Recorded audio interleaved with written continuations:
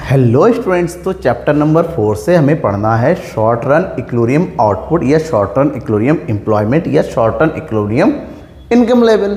Short term क्या होता है, इक्विलिब्रियम लेवल क्या होता है, एम्प्लॉयमेंट क्या है, फुल एम्प्लॉयमेंट क्या होता है, अंडर एम्प्लॉयमेंट क्या होता है और अनएम्प्लॉयमेंट क्या होता है। इन सब चीज़ों के बारे में हमें डिटेल से जानना है, जो कि आज की इस वीडियो में आपको पता चलेगा, जहाँ पर हम जो है शॉर्ट रन इक्विलिब्रियम आउटपुट के बारे में डिटेल से पढ़ने वाले। एक्चुअली में अगर हम short run equilibrium output term का यूज़ करते हैं तो ध्यान में रखना, चाहे शॉर्ट टर्म इक्विलिब्रियम आउटपुट का यूज़ करें, चाहे पर हम एम्प्लॉयमेंट लेवल का यूज़ करें या फिर इनकम लेवल का यूज़ करें, तीनों ही मैटर एक ही चीज़ होता है इकोनॉमी में। ये तीनों ही एक दूसरे के सिनोनिम्स की तरह यूज़ होते हैं, तीनों ही एक ही चीज़ को बताता है। अब इसका इक्विलिब्रियम लेवल कैसे तय होता है, ये जो कॉन्सेप्ट है प्रोफेसर जे.एम. कीन्स का कॉन्सेप्ट है। ये वही कीन्स है जिनको फादर ऑफ मैक्रो इकोनॉमिक्स कहा जाता है, जिन्होंने इफेक्टिव डिमांड का कॉन्सेप्ट यूज़ किया था और उन्होंने अपनी उसी इफेक्टिव डिमांड के थ्रू कहा था कि हर एक इकोनॉमी का एक ऐसा लेवल होता है जहाँ पर इक्विलिब्रियम होता है, इनकम बराबर हो जाता है जितना वो इकोनॉमी, और वहाँ तक पहुँचने की कोशिश की जानी चाहिए। इसलिए उन्होंने अपनी एक बुक पब्लिश की थी 1936 में, जैसा कि मैंने आपको फर्स्ट वीडियो में बताया था। 1936 में बताया था कि the general theory of interest employment and money, इसमें कहा था इफेक्टिव डिमांड किस तरह से होता है कि एक ऐसा इकोनॉमी का लेवल जहां पर इकोनॉमी का एग्रीगेट डिमांड और एग्रीगेट सप्लाई आपस में बराबर होता है, that level is known as equilibrium level और इफेक्टिव डिमांड। और इफेक्टिव डिमांड ही equilibrium level of income, equilibrium level of employment और इक्विलिब्रियम लेवल ऑफ आउटपुट को लेके आता है। अब क्या होता है इस चीज़ के बारे में थोड़ा सा अगर हम डिटेल में जानने की कोशिश करते हैं तो उसके लिए सबसे पहले जानना पड़ेगा कि एक्चुअली में जो शॉर्ट रन का यूज़ किया गया, what do mean by short run. वैसे शॉर्ट रन का जो बेसिक मतलब होता है ना, वो तो शॉर्ट पीरियड ऑफ टाइम, लेकिन इकोनॉमिक्स में अगर शॉर्ट रन की अगर बात करते हैं तो शॉर्ट पीरियड ऑफ टाइम को किस तरह से यहाँ पर आइडेंटिफाई किया जाता है या डिफाइन किया जाता है, इस चीज़ को जानना जरूरी है यार। Short run is a concept that states that within a certain period in future at least one input are fixed while others are variable। Future का एक ऐसा पीरियड टाइम जहां ये मान के चलते हैं कि जहां पर हम सारे वेरिएबल को एक साथ चेंज नहीं कर सकते, where some inputs are fix and some inputs are variable. ठीक है, कुछ फिक्स होते हैं। इसका मतलब होता है it is a very short period of time where we can not change over the production of technique. Technique यहाँ पर चेंज नहीं कर सकते, जो चल रहा है उसको चलते रहने देना है। So that in short doesn't mean refer to the specific duration of time. यहाँ पर स्पेसिफिक ड्यूरेशन की बात नहीं करते कि 1 साल से कम या 1 साल से ज़्यादा या 1 घंटा 2 घंटा 5 दिन 5 साल, ऐसा नहीं है। ये एक ऐसा टाइम होता है whether is unique to firm industry और इकोनॉमिक वेरिएबल बिंग स्टडी, जहाँ पर बात करते हैं कि ये चेंज किया जा सकता है या नहीं किया सकता है। नहीं किया जा सकता है चेंज सबको एक साथ, कुछ को हमें फिक्स रखना है, कुछ को वेरिएबल करना है, that is short period of time. ठीक है, in macro economics short term में be defined as a period of time when technology मतलब production technology as a factor remains constant. Economy में जब भी हम प्रोडक्शन लेवल की बात करते हैं, हम ये मान के चलते हैं कि according to the time to time technology is going to change. तो वो हमें पता है टेक्नोलॉजी बदलती रहती है, लेकिन एक ऐसा शॉर्ट पीरियड टाइम जहां पर टेक्नोलॉजी में कोई चेंजेस नहीं हो पाता है, that period time is known as short run. हमें यही बात करना है कि इस पीरियड में टाइम में एक इकोनॉमी का इक्विलिब्रियम एक्चुअली में किस तरह से तय होता है। Now the concept of equilibrium output. What do you mean by the equilibrium output? Equilibrium output refers to the level of output where the aggregate demand is equal to the aggregate supply। Economy का एक ऐसा level जहां पर economy का aggregate supply and aggregate demand दोनों ही आपस में क्या होता है, at which where the aggregate demand equal to aggregate supply. Aggregate demand क्या होता है कि लोग जितना परचेज करते हैं, total sum total of the demand of the people of a country and aggregate supply sum total of production of a producer of the country। तो ये इन्होंने जितना प्रोड्यूस किया और इन्होंने उतना ही परचेज कर लिया, कंज्यूम कर लिया। इसका मतलब था total expenditure is equal to total production, so that aggregate demand is equal to aggregate supply. तो ये जो लेवल होता है कहने का मतलब होता है, मान के चलिए एक इकोनॉमी में 100 वर्कर काम करने के लिए तैयार है और वहाँ पर 100 वर्कर को काम मिल जा रहा है, तो that is known as equilibrium level. वहाँ क्यों? क्योंकि जितने लोगों की सप्लाई हो रही है उतने ही की डिमांड हो रही है, सबको काम मिल जा रहा है, कोई भी बैठा हुआ नहीं है, that is equilibrium level. So we can say that it's significant that whatever the production institute to produce during the year exactly equal what to be buyers in instant to buy the during the year, कि producer जो कुछ भी produce करने के लिए तैयार है, ये प्रोड्यूस करना चाहता है एट सर्टेन ऑफ टाइम, जो कंज्यूमर्स होते हैं, बायर्स होते हैं, वो भी उतनी ही क्वांटिटी बाय करने के लिए तैयार हो। जैसे मैंने ये बताया कि अगर 100 क्वांटिटी का प्रोडक्शन होता है, वर्कर अगर काम करने के लिए तैयार है, उस टाइम 100 वर्कर की डिमांड हो जाती है, या फिर 100 यूनिट का प्रोडक्शन होता है और 100 यूनिट की डिमांड होती है, so that level is known as equilibrium output level. अगर हम बात करते हैं यहाँ पर इक्विलिब्रियम आउटपुट लेवल के लिए दो इंपॉर्टेंट फैक्टर काम करते हैं, that is aggregate demand and aggregate supply. Economy में जब ये दोनों आपस में बराबर होंगे, इक्वल होंगे, that level is equilibrium level, वही लेवल ही इक्विलिब्रियम लेवल होगा। फॉर एग्जांपल मान के चलिए कि आपने 1000 यूनिट्स ऑफ गुड्स जो है आपने प्रोड्यूस कर लिए, ठीक है, तो आपने जो प्रोडक्शन किया, sum total all the production that is known as aggregate supply.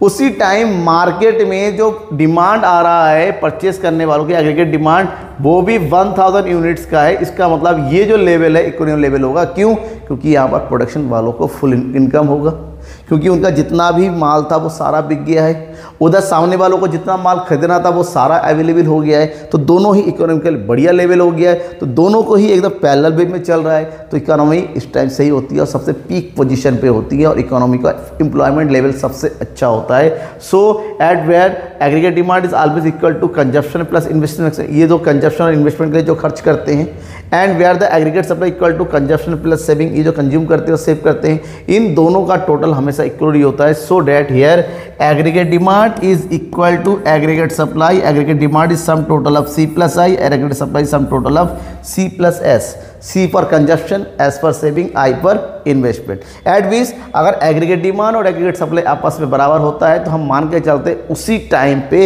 Economy का इन्वेस्टमेंट लेवल और सेविंग लेवल दोनों ही बराबर होता है। मतलब लोगों ने जितना सेव कर रखा है उस टाइम लोगों ने अपनी टोटल सेविंग को इन्वेस्ट कर दिया है।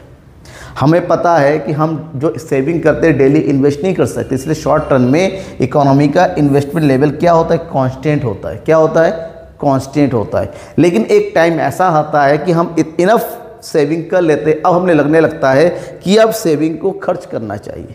तो जिस टाइम आप अपने सेविंग को खर्च करेंगे कैपिटल गुड्स पर, प्रोडक्टिव गुड्स पर, आपने घर बनाया है, आपने एक दुकान डाल ली है, आपने एक लैंड परचेस कर लिया है, आपने एक मशीन परचेस कर लिया है, आपने व्हीकल परचेस किया, that time it's converted into the investment, और उस टाइम सेविंग और इन्वेस्टमेंट आपस में बराबर हो जाता है। जब ये बराबर होगा मतलब आप इक्विलिब्रियम लेवल पर पहुंच गए हैं। और उसी तरह से इकोनॉमी की बात करते हैं, सब लोगों की सेविंग अगर सब लोगों की इन्वेस्टमेंट जो कि कांस्टेंट होता है, बराबर होता है, that level is known as equilibrium output level. तो यहाँ पर जेएम कीन्स ने इक्विलिब्रियम लेवल को पता करने के लिए उन्होंने कहा कि हमारे पास दो कॉन्सेप्ट होते हैं जिनके थ्रू हम इकोनॉमी के इक्विलिब्रियम लेवल को पता कर सकते हैं। So he defined two approaches. Number 1, at level where the aggregate demand equal to aggregate supply equal, जब दोनों इक्वल होंगे तो इक्विलिब्रियम, या फिर हम दूसरे तरीके से when the S equal to I approach, saving and investment जब बराबर होगा तब। इन दो तरीके से इकोनॉमी का इक्विलिब्रियम लेवल पता कर सकते हैं। So here the first one, AD and AS approach, मतलब at the level where the aggregate demand is aggregate supply is equal to that level is known as equilibrium output level or equilibrium income level or equilibrium employment level. So that according to this method with aggregate demand aggregate supply approach, the equilibrium level is reached only when the aggregate demand is equal to the aggregate supply. equilibrium केवल तभी हो पाएगा जब AD और AS आपस में क्या होता है, because at this level there is no tendency for income or output change, क्योंकि इस लेवल पर हमारा जो इनकम होता है, हमारा जो आउटपुट लेवल होता है उसमें चेंजेस नहीं होते। क्यों? क्योंकि हम अपने मैक्सिमम पॉइंट पे पहुंच जाते हैं जहां पर प्रोडक्शन एम्प्लॉयमेंट का 100% प्रोडक्शन हो चुका है, 100% लेवल तक आउटपुट हम दे चुके हैं। So we can say that equilibrium output एक ऐसा लेवल होता है जहाँ पर एग्रीगेट डिमांड बराबर होता है। सो डैट एग्रीगेट डिमांड बराबर होगा तो C प्लस आई के बराबर C प्लस एस होगा। एक ही चीज़ मैंने पहले ही बता रखा है। इसी चीज़ को अगर हमें डायग्रामेटिक वे में रिप्रेजेंट करना है तो how can be say that here is the diagram. सबसे पहले टेबल को बनाना जरूरी है। टेबल बनाएंगे, हम सबको पता है in the economy income level is going to increase. और जब इनकम बढ़ेगा तो एग्रीगेट डिमांड भी बढ़ेगी, और इनकम के बढ़ने के साथ income and aggregate supply both are equal, तो ये भी बढ़ेगा। लेकिन दोनों ही जब बढ़ता हुआ नजर आता है इनकम के लेवल के बढ़ने के साथ साथ, तो एक ऐसा लेवल जरूर आता है जहाँ पर बढ़ने के साथ साथ दोनों एक दूसरे के इक्वल हो जाएंगे। तो हमने देखा है जब हमारा इनकम 200 रुपीज़ हो रहा है उसी टाइम हमारी डिमांड 200 और हमारा सप्लाई भी 200 का है। इसका मतलब होता है कि ये हमारा क्या इक्विलिब्रियम इनकम लेवल है, where because here the aggregate demand is aggregate supply equal to each other, दोनों आपस में बराबर होते हैं। इसी चीज़ को अगर डायग्रामेटिक वे में रिप्रेजेंट करने की हम अगर कोशिश करते हैं तो हम ये पाएंगे कि एक ऐसा लेवल हम मान के चलते हैं, ये जो देखिए ये जो हमारा पर लाइन है दिस इज एग्रीगेट डिमांड जो कि कंजप्शन और इन्वेस्टमेंट के टोटल के बराबर होता है, और aggregate supply is always 45 degree के एंगल पे बढ़ता हुआ होता है। जब दोनों को आगे बढ़ाएंगे तो एक ऐसा पॉइंट आता है दिस वन क्यू, हम रिप्रेजेंट कर रहे हैं यहाँ पर क्यू से, this Q is also you can represent this by E. ये जो पॉइंट होता है जहाँ पर एग्रीगेट डिमांड और एग्रीगेट सप्लाई दोनों आपस में बराबर हो रहे हैं। अगर बराबर होने का सीधा सा मतलब होता है कि अगर एम्प्लॉयमेंट की बात करते हैं कि 100 लोग काम करने के लिए आए हैं और 100 लोगों को काम मिल गया है, तो इसका मतलब ये होता है यहाँ पर कोई भी अब ऐसा खाली नहीं बैठा हुआ है। सो डैट दिस लेवल जो ये वाला पॉइंट होता है इसको बोलते हैं full employment, full employment and इसका मतलब इक्विलिब्रियम इनकम लेवल। समझ में आ गया, ये दोनों आपस में बराबर हो गए।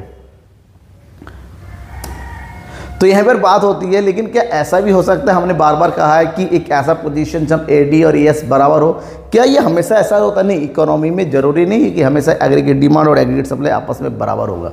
क्यों? क्योंकि इकोनॉमी का एक ऐसा लेवल भी आ सकता है जब एग्रीगेट डिमांड ज़्यादा होता है एग्रीगेट सप्लाई में।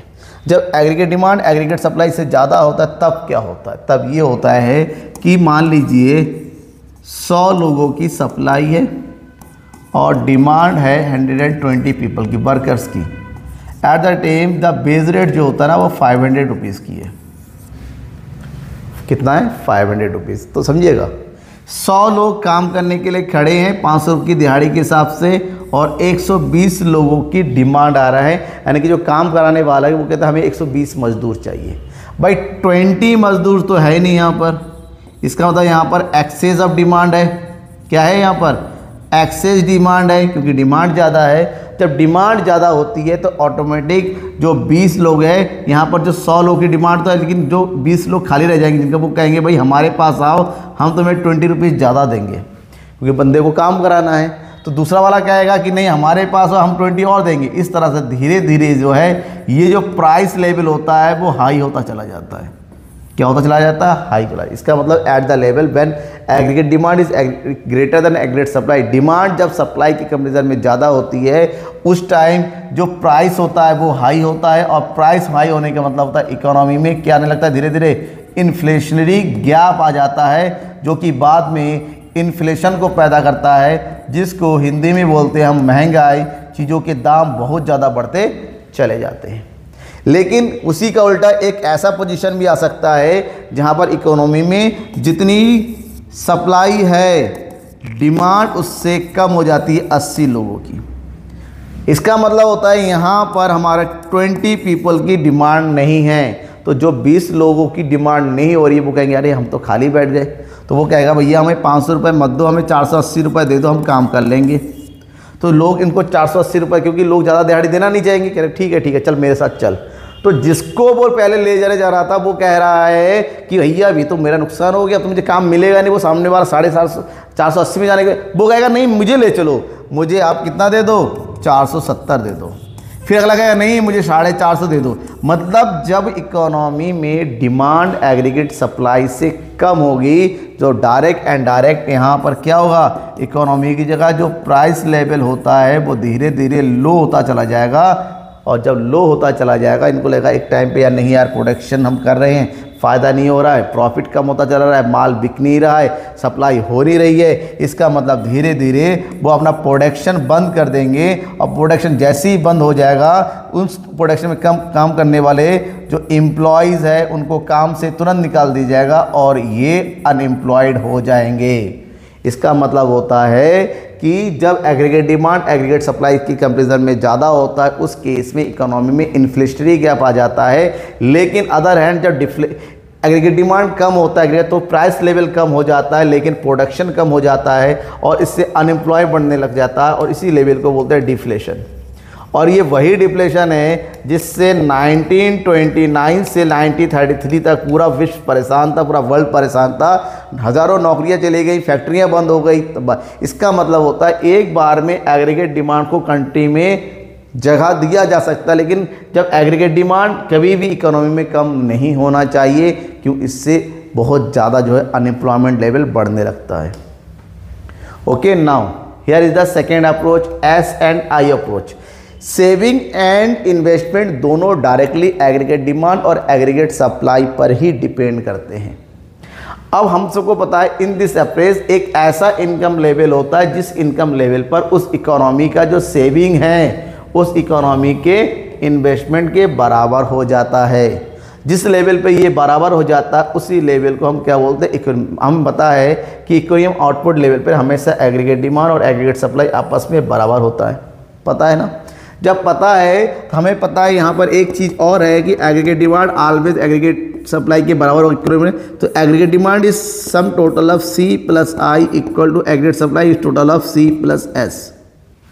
दोनों में कि ये जो कंज्यूम करेगा इधर वही सेल करेगा, ये दोनों आपस में बराबर हो जाते हैं। सो डैट इकोनॉमी का इन्वेस्टमेंट और सेविंग भी हमेशा क्या होगा, आपस में बराबर होगा। और भाई ये जब भी बराबर होगा उसी लेवल को हम इक्विलिब्रियम लेवल के नाम से जानते हैं। For example here income level बढ़ता चला जा रहा है, इनकम के बढ़ने के साथ साथ कंजप्शन भी बढ़ता चला जाएगा और सेविंग भी बढ़ती चली जाएगी। और इकोनॉमी का जो इन्वेस्टमेंट लेवल होता है वो हमेशा कांस्टेंट रहता है, उसमें कोई चेंज नहीं आता है।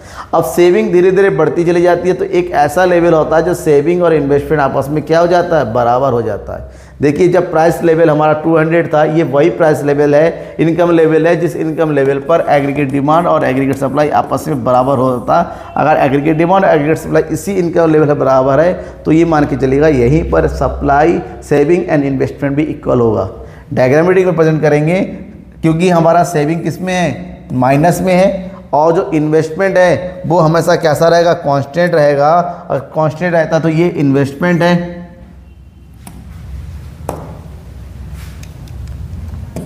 ये क्या है, इन्वेस्टमेंट है। अगर इन्वेस्टमेंट कांस्टेंट है और ये इस तरह से मान के यहाँ पर देखिए ये है इन्वेस्टमेंट लेवल, सेविंग नीचे से बढ़ता हुआ, ये एक ऐसा पॉइंट होता है जहाँ पर ये आपस में एक दूसरे को क्या करेगा, इंटरसेक्ट करेगा।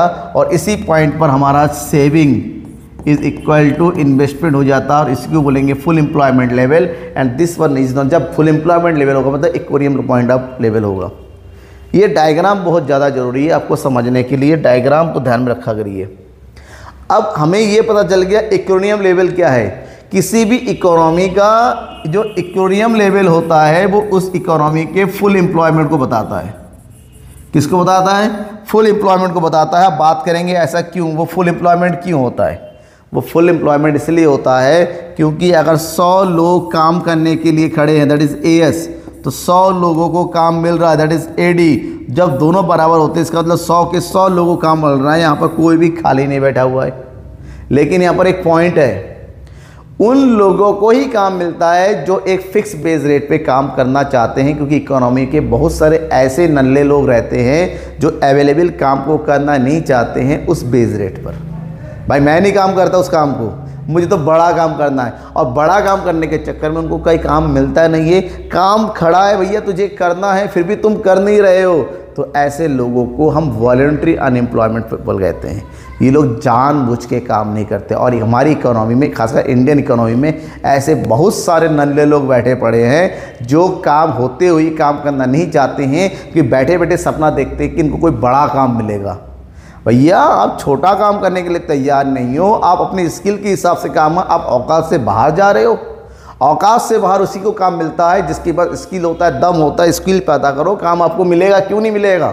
लेकिन अगर सोचते हो बिना कुछ करे काम मिलेगा तो आपको नहीं मिलेगा। That is full employment. इसी बात करते हैं कि यह full employment level is the equilibrium level, the situation where the aggregate demand is equal to aggregate supply. When there is full employment in the economy, that is willing and capable people are get the work at a fixed base rate. मतलब those people who are willing to work, who are skilled to work, who are experienced to work and get the work at a fixed base rate, that is known as full employment level. जितने लोग काम करना चाहते हैं एक fix base rate पर, अगर सबको काम मिल जाता है तो उसे ही फुल एम्प्लॉयमेंट लेवल के नाम से जानते हैं। समझ में आ गया। यहाँ पर कोई भी बैठा। दूसरा अंडर अनएम्प्लॉयमेंट। अंडर अनएम्प्लॉयमेंट एक ऐसा लेवल होता है कि मान लीजिए 100 वर्कर काम करने के लिए खड़े हैं और केवल 80 वर्कर को ही काम मिल रहा है, तो यहाँ पर 80 इसका 80 यहाँ पर 20 लोगों को काम नहीं मिल रहा है, तो इसको बोलते हैं अंडर अनएम्प्लॉयमेंट इक्विलिब्रियम। कि इक्विलिब्रियम पहले ही तय होता है, सब जितने लोगों को काम चाहिए था उनको नहीं मिल रहा है, लेकिन 80 लोगों को काम मिल जा रहा है। तो ऐसे में 20 लोग जिनको अनएम्प्लॉयड है, जो काम नहीं मिल रहा है, this 20 people are known as unemployed, unemployment. और under employment is always lead to unemployment. That is under employment equilibrium means the equality between the aggregate demand aggregate demand but the less than full employment. लेकिन ये full employment से पहले ही कम हो जाता है और economy की अनएम्प्लॉयमेंट को बढ़ाता है। This situation is caused not by the low level of aggregate supply but by the deficiency of. इसका मतलब नहीं इकोनॉमी में एग्रीगेट सप्लाई कम है इसलिए डिमांड नहीं, ये एक ऐसा सिचुएशन होता है जहाँ पर aggregate demand is less than aggregate supply.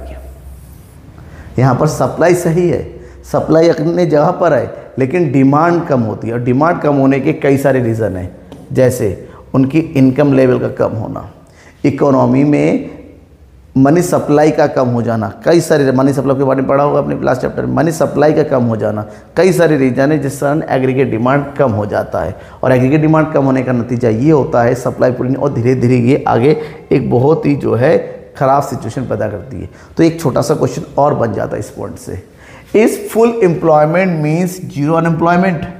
क्या हम ये कह सकते हैं कि अगर फुल एम्प्लॉयमेंट होता है where aggregate demand equal to aggregate supply, अगर ये आपस में बराबर होता है, दैट मीन्स इकोनॉमी में जीरो अनएम्प्लॉयड है? कोई नहीं।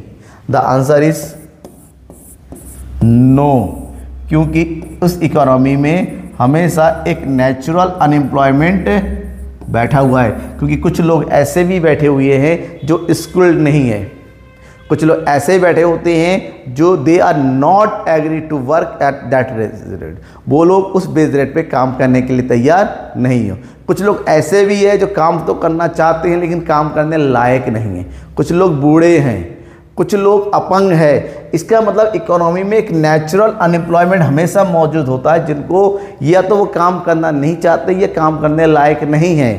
तो इकोनॉमी में कभी भी फुल एम्प्लॉयमेंट का मतलब जीरो अनएम्प्लॉयमेंट हो ही नहीं सकता। इकोनॉमी में बहुत सारे अनएम्प्लॉयड उस टाइम होते हैं। तो यहाँ पर समझना पड़ेगा कि अनएम्प्लॉयमेंट क्या होता है। What is unemployment? Unemployment is the level where people are not getting the work who are willing to work. Unemployment refer those individual who are consistently looking find a job but can't find one. ऐसे लोग जो continuously काम करने के लिए ढूंढ रहे हैं, काम ढूंढ रहे हैं कि उसे कोई काम मिल जाए, काम करे करे करे, लेकिन उनको काम नहीं मिल रहा। बहुत सारे ऐसे स्किल्ड लोग होते हैं, बहुत सारे पढ़े लिखे लोग होते हैं, बहुत सारे एक्सपीरियंस लोग होते हैं जो काम ढूंढ रहे होते हैं, लेकिन उनको काम नहीं मिल पाता क्योंकि वो काम करना चाहते हैं। तो this situation is known as unemployment, इसको अनएम्प्लॉयमेंट बोलते हैं। There are many reasons why this people can't find a job. This often includes skill से रिलेटेड हो सकता है, सर्टिफिकेशन से रिलेट होता है, ओवरऑल इकोनॉमिक इन्वायरमेंट से रिलेट हो सकता है, या फिर बहुत सारे कई सारे रीजन होते हैं जिसके कारण उन लोगों को काम नहीं मिल पाता है। सो हम डिफाइन कर सकते हैं अनएम्प्लॉयमेंट एक्वज when an individual is actively looking for employment but they are not able to find work. एक ऐसा सिचुएशन जहाँ पर स्किल्ड पीपल इफेक्टिवली काम ढूंढ रहे होते हैं but they are not getting the work is known as unemployment. Unemployment basically कई सारे टाइप के होते हैं, लेकिन जो इंपॉर्टेंट टाइप होते हैं वो दो होते हैं। एक होता है वॉलंटरी अनएम्प्लॉयमेंट, दूसरा होता है अनवॉलंटरी। सबसे पहले वॉलंटरी की बात करते हैं। वॉलंटरी का मतलब होता है मन मर्जी, ऐच्छिक, अपनी मर्जी से। क्योंकि we are some people are there, they are not want to, they are not willing to work, even there work is available at a particular wage rate. That means it's occur when the wage rate doesn't provide enough an incentive for the unemployed to work, so they are choose to do claim unemployment benefits instead। मतलब एक ऐसा level जहाँ पर जो wage rate होता है, इस wage rate ऐसा होता है कि बहुत सारे लोग ऐसे होते हैं जो they are not willing to work, उस बेस रेट पर वो काम करने के लिए तैयार नहीं हो पाते हैं। उनको लगता है मेरी स्किल्स के कंपैरिजन में बेस कम है, वो काम करने से अच्छा खाली बैठे रहो। वो लोग खाली बैठना मंजूर करते हैं, अपने स्किल में इतना ज़्यादा हाईफाई मांग लेते हैं। इसी चक्कर को हम वॉलंटरी अनएम्प्लॉयमेंट के नाम से जानते हैं, लेकिन other end is involuntary unemployment. Involuntary unemployment is the situation when the workers are willing to work but they are not getting the work.